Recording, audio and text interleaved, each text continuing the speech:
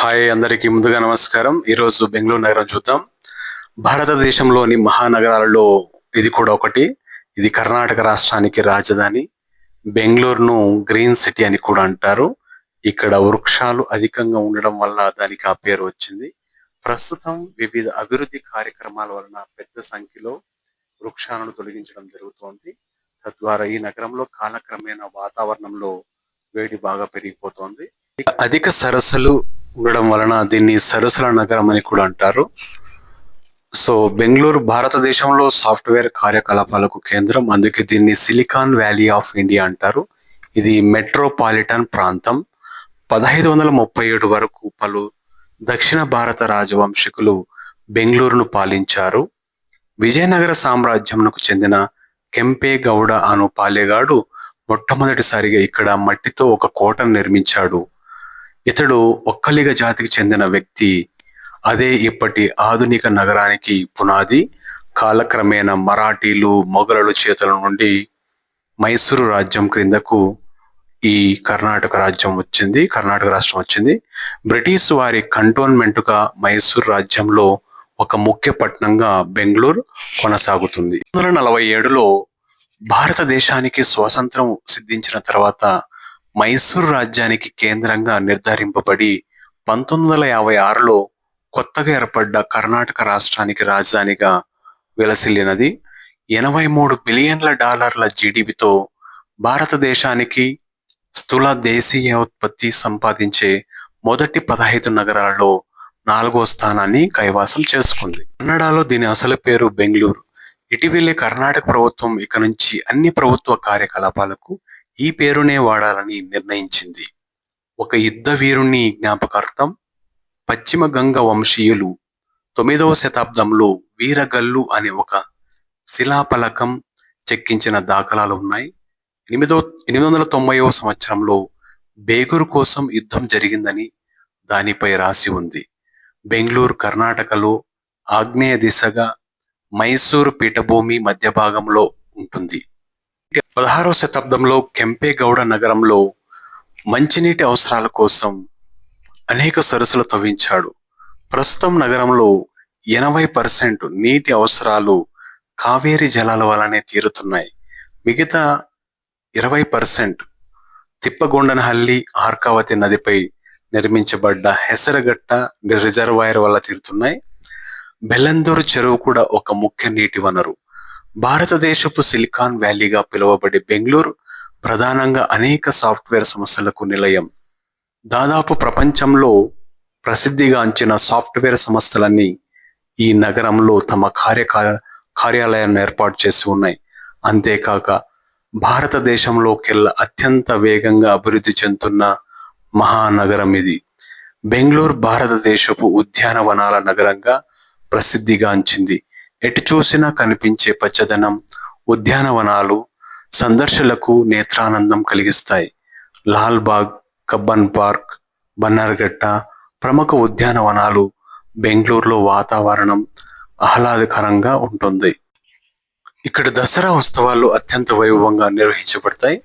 1909లో ఇక్కడ ప్రారంభించిన Indian institute of science భారతదేశంలోని అత్యున్నత ప్రమాణాలు కలిగిన పరిశోధన కేంద్రాల్లో ఒకటి. ఇంకా ఇండియన్ ఇన్స్టిట్యూట్ ఆఫ్ మేనేజ్మెంట్, మానసిక ఆరోగ్య కేంద్రమైన national institute of mental health and neuro science, short form NIMHANS, international institute of information technology మొదలైనవి ప్రధాన విద్యా సంస్థలు. ఇక్కడ ఎన్నో షాపింగ్ మాల్స్ మనకు కనపడతాయి. గరుడు మాల్ ఎంజీ రోడ్లో కలదు. Bengaluru central mall MG road, Mantri mall Malleshwaram, royal Meenakshi mall Bannerghatta road, the forum mall Koramangala ఇంకా వైట్ ఫీల్డ్ లో కలదు. Gopalan mall Mysore road, Gopalan arcade mall Rajarajeshwari Nagar, Big Bazaar, Sigma mall, Cosmos Whitefield, Inorbit HyperCity Whitefield, UB City, Phoenix mall Whitefield, Orion mall Malleshwaram, Shankari Mandiram, Vasavi మందిరం, మత్స్యనారాయణ దేవాలయం, దొడ్డ బసవన్న దేవాలయం, దొడ్డ గణపతి దేవాలయం, కోటె వెంకటేశ్వర మందిరం, Bengaluru palace, Tipu Sultan summer palace, Tipu Sultan విశ్రాంతి మందిరం, లాల్ బాగ్ ఉద్యానవనం, కబ్బన్ పార్క్, లాల్ బాగ్ ఉద్యానవనం, Cubbon park, Karnataka Vidhana Soudha, Visvesvaraya science museum, planetarium, aquarium, MG road, forum mall, Garuda mall, Indian institute of science, Indian institute of management, Indian music experience museum, ఇలాగా చాలా ప్రదేశాలు ప్రసిద్ధి చెందినవి. సాంకేతిక రంగానికి వస్తే బెంగళూరు భారతదేశం యొక్క సిలికాన్ వ్యాలీ అని పిలువబడుతుంది. ఇది ప్రపంచం పైగా ఐటీ కంపెనీలను ఆకర్షించి వృద్ధి చెందింది. ఇక్కడ భారీగా యాపిల్, గూగుల్, మైక్రోసాఫ్ట్ వంటి సంస్థలు తమ ఆఫీసులను ఏర్పాటు చేశాయి. ఇక్కడ వాతావరణం చాలా చల్లగా ఉంటుంది. ఎండ తీవ్రత సాధారణంగా తక్కువగా ఉంటుంది. కావున ఇది ఫ్రెండ్స్ బెంగళూరు గురించి. సో ఇది మెట్రో స్టేషన్. ఇక్కడ చూస్తున్నది నన్నే మీరు. సో ఒక ముఖ్యమైన మీటింగ్ కోసం నేను ఎలక్ట్రాన్ సిటీ నుంచి బనశంకర్కి వెళ్ళడం జరిగింది. సో మెట్రో స్టేషన్ కామెంట్ ద్వారా తెలియజేయండి. చాలా క్లియర్ గా ఉంది. 100% స్వచ్ఛ భారత్ ఇంప్లిమెంట్ చేస్తున్నట్టుగా అనిపించింది. నాకైతే విదేశాల్లో ఉన్నట్టుగా ఫీలింగ్ అనిపించింది. మీకు ఎలా అనిపించిందో కామెంట్ ద్వారా తెలియజేయండి. ఇలా 5 minutes ఒకసారి మెట్రో ట్రైన్స్ వస్తుంటాయి, వెళ్తుంటాయి. ఇక్కడ డిసిప్లిన్ గా ట్రైన్ ఎక్కాలి, దిగాలి. ఎందుకంటే హై వోల్టేజ్ కరెంట్ అనేది పవర్ సప్లై అనేది పాస్ అవుతుంది పట్టాల మీద, అందుకనేసి. సో ఇక్కడ మనం అన్నమాట. సో ఇది ఫ్రెండ్స్ సంగతి. బెంగళూరులో బతకడం అంటే చాలా కష్టం. 60,000 పైన జీతం వస్తే గానీ బ్రతుకు పండి నడవదు అనమాట. సో జీవితం అనేది ఏంటనేది మనకు బాగా నేర్పుతుంది సిటీ అనేది.